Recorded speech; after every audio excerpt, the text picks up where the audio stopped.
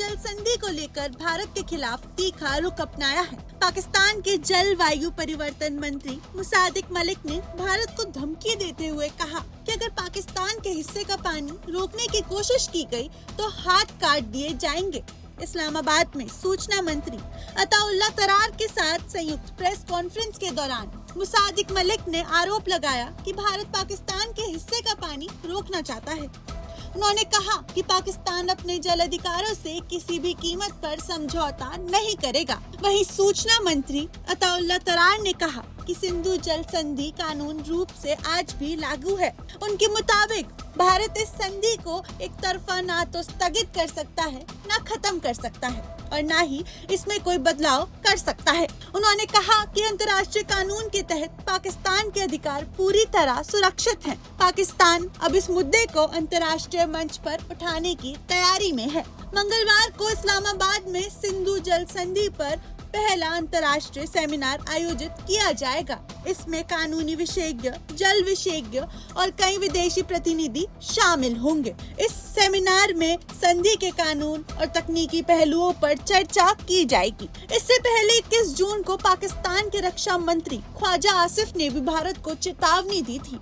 उन्होंने कहा था कि अगर पाकिस्तान की जल सुरक्षा को खतरा होता है या फिर हुआ तो भारत के खिलाफ युद्ध तक छेड़ा जा सकता है।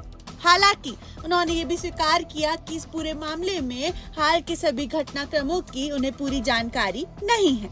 दरअसल इस पूरे विवाद की शुरुआत अप्रैल 2025 के पहलगाम आतंकी हमले के बाद हुई। इस हमले में 26 लोगों की मौत के बाद भारत ने 1960 की सिंधु जल संधि को निलंबित करने का फैसला किया। भारत ने साफ कहा कि जब तक पाकिस्तान सीमा पर आतंकवाद के खिलाफ ठोस कार्रवाई नहीं करता तब तक संधि को बेहाल नहीं किया जाएगा।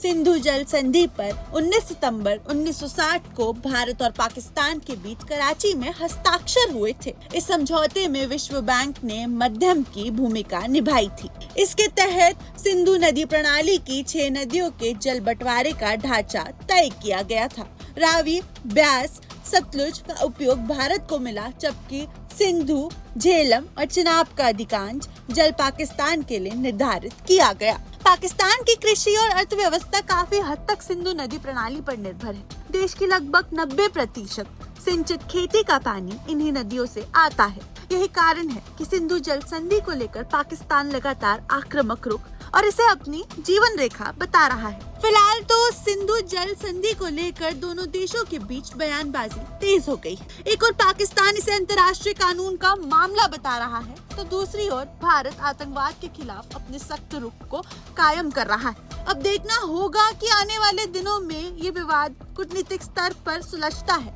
या दोनों देशों के बीच तनाव और बढ़ जाता है।